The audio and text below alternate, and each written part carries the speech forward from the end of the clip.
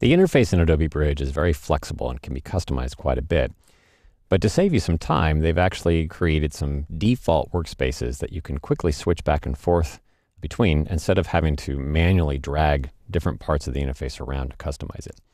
What we're taking a look at right now is the default workspace. It's called the Essentials workspace. And you can see your thumbnails are displayed in the middle in a content pane or panel. There's a preview panel as well. If I click on a particular thumbnail, you'll get a slightly larger version of that image over in the preview area. And then there's another panel for viewing the metadata or the information about the files themselves in this metadata panel that you can scroll and see more information. So rather than resizing these splitters, so there's a vertical splitter to move that left and right. There's a horizontal splitter between these panels here to make that larger.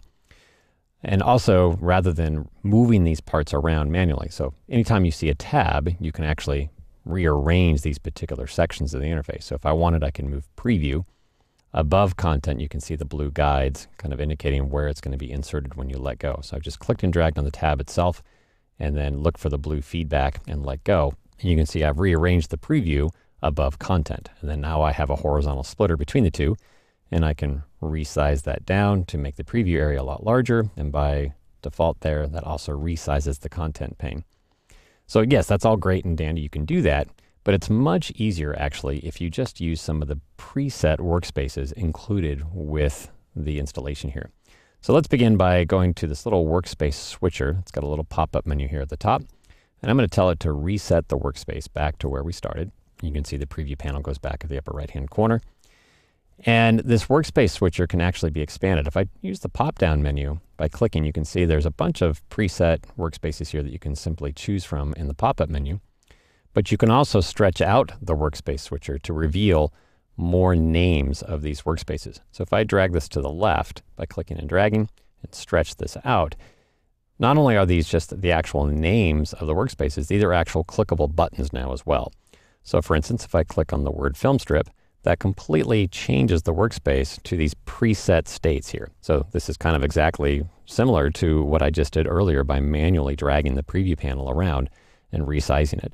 Rather than doing that work constantly and then getting disoriented, you can just quickly switch back and forth between these pre-built workspaces. So if I click on metadata, this is a view to seeing more about the information of the image rather than the thumbnails themselves. The output module here, the output workspace, this is if you want to create something like a contact sheet or a web photo gallery. This is a workspace for doing that particular task. If keywords are important, I want to create and apply keywords to my images. There's a workspace built for that. And then there's the preview workspace as well. Very similar to the film strip workspace, but instead of the thumbnail row being at the bottom, it's a vertical stack on the left here. And then one of my favorite workspaces is something called Light Table. And if I click on that, that just lets us focus only on the content itself. It gets rid of all the other panels and just temporarily hides them and puts them off to the side. And then you can just view your thumbnails and focus on that.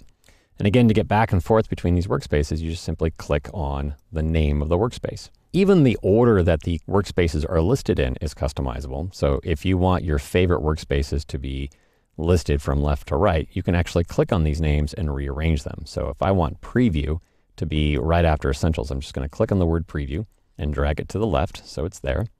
And then I can drag light table and click that right after the preview workspace. So now with just some simple clicks, I can go back and forth between my three favorite workspaces. If I don't care about these other workspaces, I'm never going to use them, let's say, I can collapse this workspace widget down to only view the three I care about. And now I've got a very quick, easy way to go back and forth between the views that are important to me. Now I'm going to give you a little extra bonus tip here. I don't actually need the light table as a separate workspace. So I'm going to squish this down to just show me essentials in preview. Let's go back to essentials here and let's collapse this down to just show me those two like so. And maybe there's a little bit of that left over there. That's okay. Because when I'm in the essentials workspace, if I want a light table view of this workspace, I can just press the tab key on my keyboard and that automatically collapses those panels off to the left and the right and just expands the content area of the workspace to take over basically the entire area. Tab will bring those panels right back. So that's even easier than taking your mouse and clicking on a different word.